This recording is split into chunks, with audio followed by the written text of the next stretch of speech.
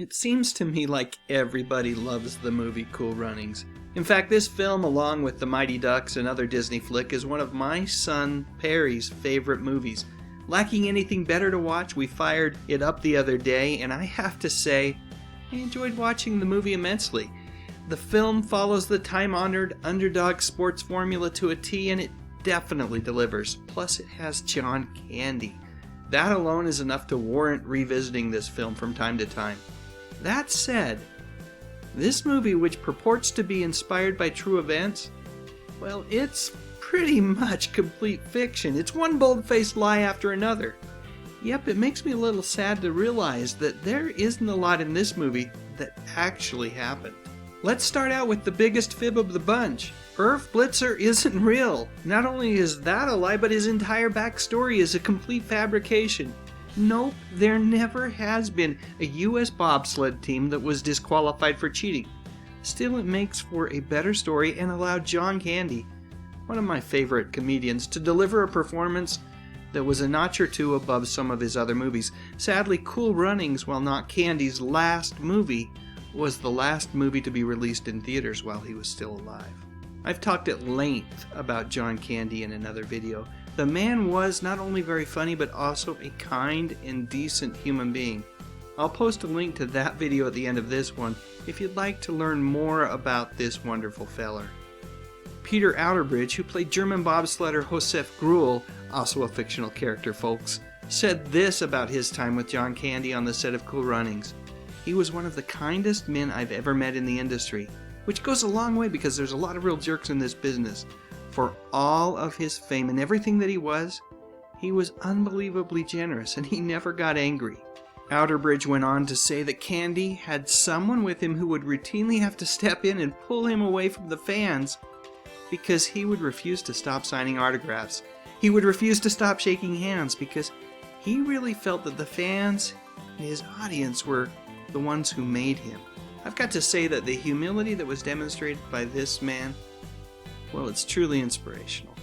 Alright, back to Cool Runnings and these guys. Well, there's Sanka, Junior, Darius, Yul Brynner. Guess what? Yep, they are all made up. From what I understand, Cool Runnings isn't the exception to the rule here. Quite often, movies that are based on true events create characters that take only some of the characteristics of the people that the films are actually based upon, and then they spice it up quite a bit. In the end, the characters are so unrecognizable that you might as well go the route that Disney did and just make it all up. Okay, so now that we've established that all of the main characters in the movie were pretty much completely fictional, let's move on to a few other things that are definitely worth pointing out.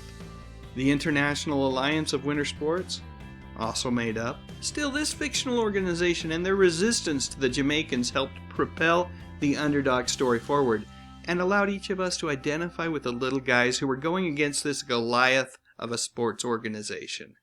And despite what we saw in the movie, it turns out that the Germans were actually nice guys. No surprise there. In fact, there were no brawls. The not-so-exciting reality of it all is that the Jamaicans were immediately accepted and treated quite well. And true to the movie, the idea of a Jamaican bobsled team was quite a novelty and one that everyone took to immediately as a fun thing that, if the Jamaicans did well, would be good for the sport as a whole. One more thing, and it's a pretty big one. The Jamaicans did not make it to the finals. It turns out they crashed in the qualifiers. And it wasn't as the movie would have you believe because of some sort of mechanical failure with the sled.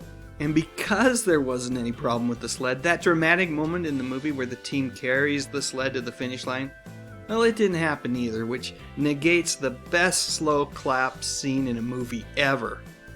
So with all that said, you might be asking, well, what the heck? Did Jamaica even send a team to the 1988 Winter Olympics?